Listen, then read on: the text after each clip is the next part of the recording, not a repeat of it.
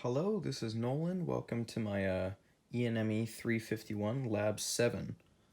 So for Lab 7, we're supposed to be dealing with a DC stepper motor. I have my battery right here connected to the ground on the Arduino.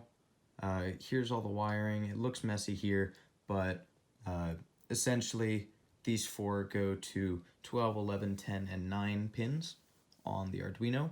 And then these four are connected and they go to the DC stepper motor.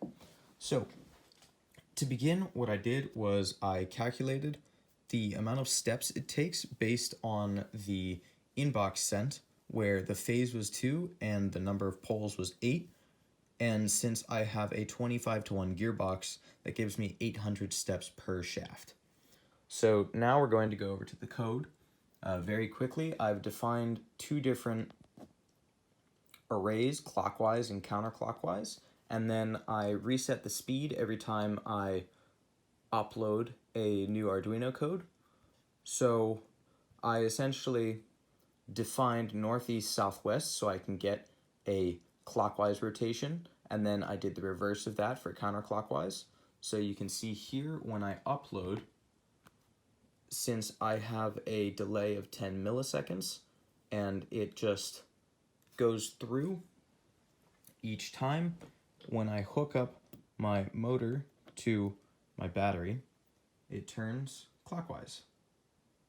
And it'll keep doing that until I stop it. Now, if I change it to be counterclockwise and I upload this is just using the counterclockwise pins. So instead of northeast, southwest, I'm going northwest, southeast. And as you can see here, it's going counterclockwise. Now, finally, if we go over here and we change it from delay of 10 milliseconds to a delay of 20 milliseconds, I can change the speed at which the steps are being processed. And that will make it a different speed. As you can see here, it's about half the speed since it's an increase of double the delay time.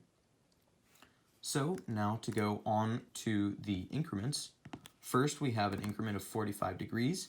What I did was I took the number of steps divided by 8, because 45 divided by 360 is 1/8. And then I have code just running it until the counter hits 100 steps, and then it breaks it and delays it half a second. So if I upload it here, it should go, stops at 45, and continues doing that. If I change this from 45 to 90, as we can see, the only difference here in the code is that it's 200 steps as opposed to 100 steps. And now you can see goes 90 degrees. Same kind of thought process for 180 and 360. So if I upload the 180 degrees, should see it go 180 degrees all around. That's one rotation, like so. And now finally for the 360 degrees,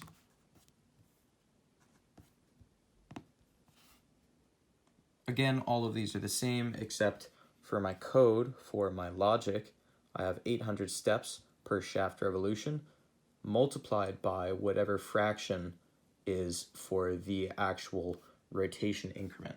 So as you can see here, when it stops, it should go a full 360 degrees, and after it goes that will conclude my lab. Thank you.